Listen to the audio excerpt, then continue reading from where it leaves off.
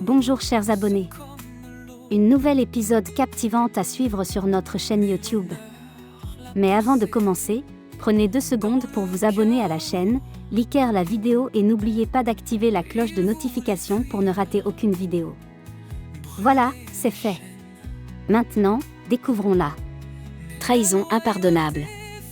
Gaspard, déchiré entre son amour pour Amina et son devoir envers sa famille, vivait avec ce secret comme une épée au-dessus de sa tête. Un soir, alors que la pluie tambourinait sur le toit de sa maison, Gaspard reçut la visite de sa tante Marthe, une femme au caractère bien trempé mais au cœur tendre. Assis près d'un feu de bois, il lui confia son amour pour Amina. Les mots jaillissaient de lui, pleins de passion et de désespoir. Il décrivit la douceur d'Amina, son rire, et son rêve de construire une vie avec elle.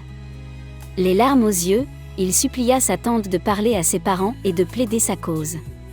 Marthe, touchée par la sincérité de son neveu, promit de faire tout son possible. Mais au fond d'elle, elle savait que convaincre la famille serait une bataille ardue. De retour au village, Marthe réunit les anciens et la famille dans la grande case communautaire. L'air était lourd, chargé de l'odeur de la terre humide et des herbes brûlées pour éloigner les esprits. Elle prit la parole, racontant l'histoire de Gaspard et d'Amina avec toute la délicatesse dont elle était capable. Elle parla de leur amour, de leur respect mutuel, et du bonheur qu'ils partageaient. Mais avant même qu'elle ne finisse, des voix s'élevèrent, indignées. « Un étranger ? Jamais !» cria un oncle. « Les ancêtres nous maudiront !» ajouta une grand-mère. Le débat dura des heures.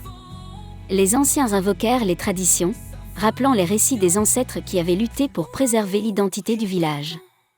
Pour eux, accepter Amina serait trahir des générations de sacrifices. Finalement, la famille prit une décision radicale, Gaspard devait épouser une femme du village. Ils choisirent Esther, une jeune femme douce et respectée, connue pour sa beauté et sa piété. Une lettre fut rédigée, accompagnée de photos d'Esther, ordonnant à Gaspard de revenir au village pour rencontrer sa fiancée.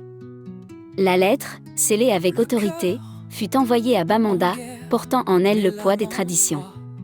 Un matin, alors que Gaspard inspectait un convoi militaire, un coursier lui tendit une enveloppe. En reconnaissant l'écriture de sa mère, son cœur s'accéléra.